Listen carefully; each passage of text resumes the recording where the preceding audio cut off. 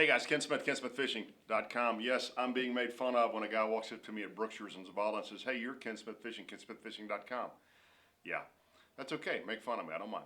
I'm glad you walked up and introduced yourself. We're on Rayburn again this past weekend, so this will be the Rayburn report for all you guys coming down to fish the Southeast Texas High School Tournament, and also for those of you fishing the Big Bass Tournament this weekend. So it's going to be a crowded lake. Going to be pretty tough fishing, but certainly this cool snap this week is going to help out. Before we go to the Rayburn report, just a reminder, we've got a benefit tournament coming up on Ray Hubbard here in a couple of weeks. Here's the information for that tournament. So if you're interested in fishing that tournament, please reach out to the guys with this contact information right here, and be good for a really, really good cause.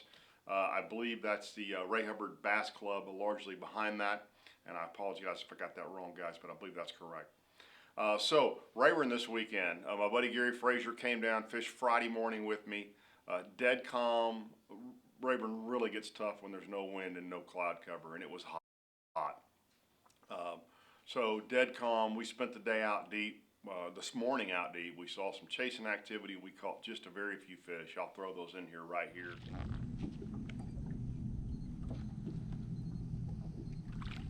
Butter there.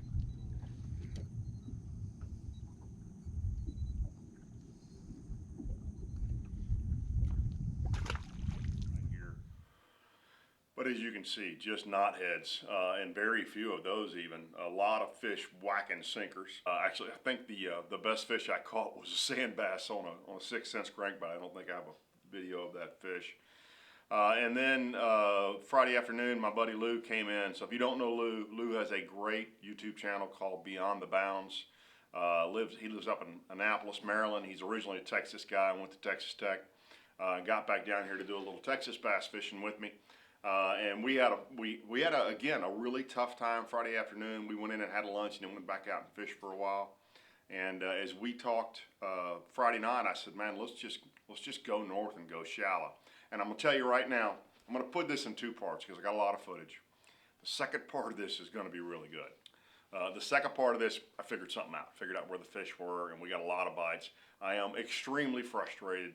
This should have been some of the best video I've ever shot, but I bought a GoPro Black 7 and it can't take the heat. It keeps overheating, so it messed up some footage, and there's nothing I can do about that. It just shuts itself down, and I'm using my old GoPro, and as you're going to see here, quite a bit of footage thanks to Lou, because he had a chesty and then he had a camera as well, so we got some footage, but not all the footage we'd like to have had. So here's a quick recap of our Friday morning, and then, Friday afternoon, and then we'll get to Saturday fishing here in just a minute. Y'all got to check out this one snaggletooth on that little Kentucky. I don't know if you can see that or not.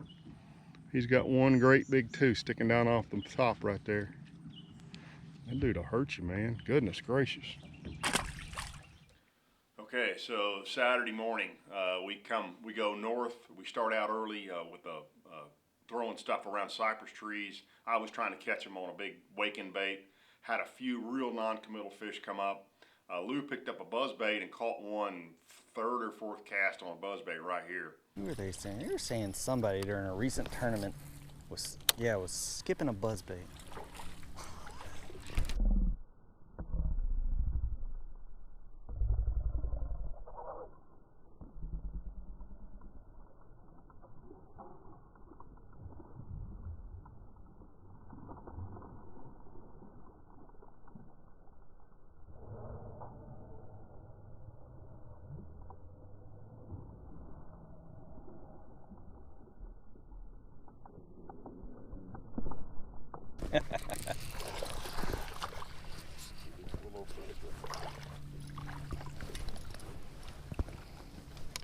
Woo, right there. First one on the old Top Chop buzzbait that I've gotten.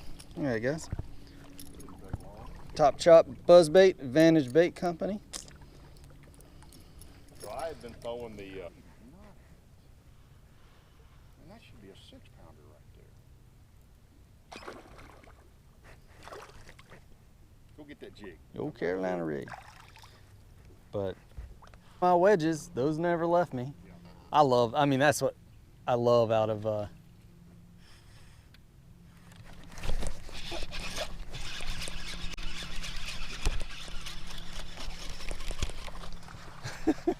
Surprised I even felt it. Oh, that's your end of your crank.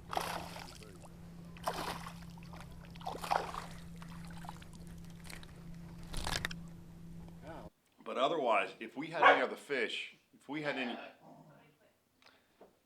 any other fish, I'll stick them in here. But I don't really think we got much else on camera. Again, I'm struggling with camera problems. Hopefully that won't be a problem anymore now that we have a cool front. Hello, Stella.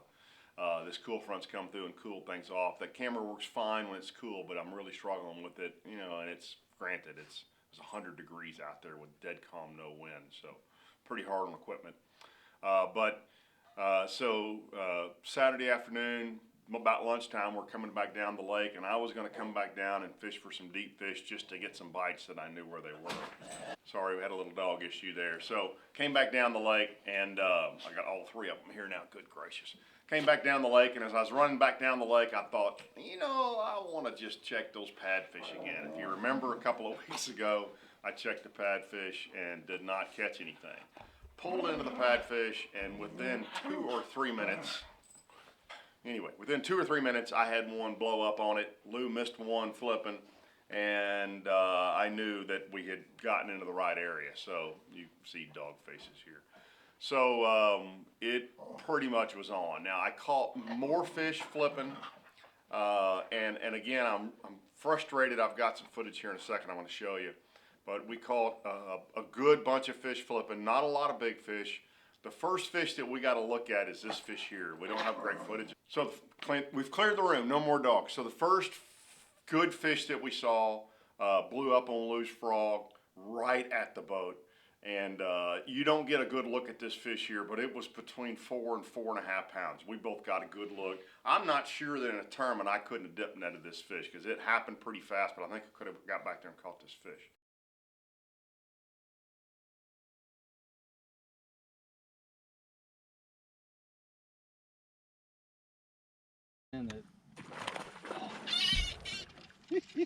Oh man, freaking annihilated that toad.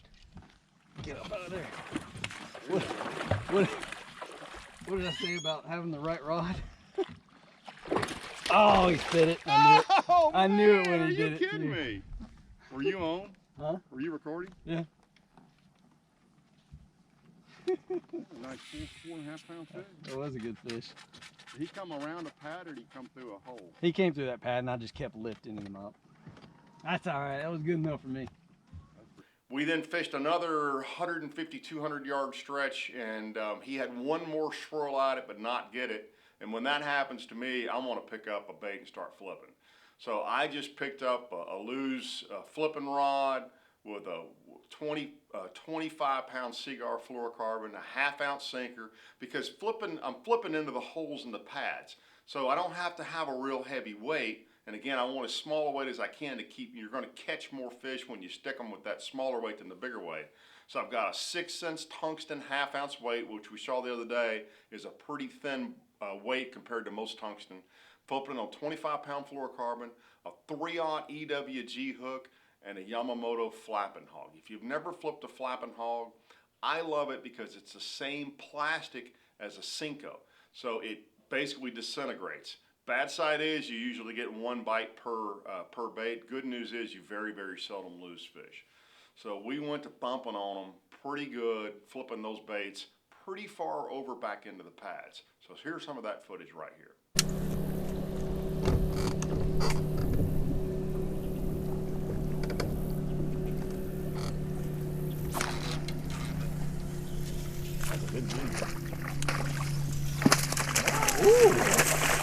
Oh! No!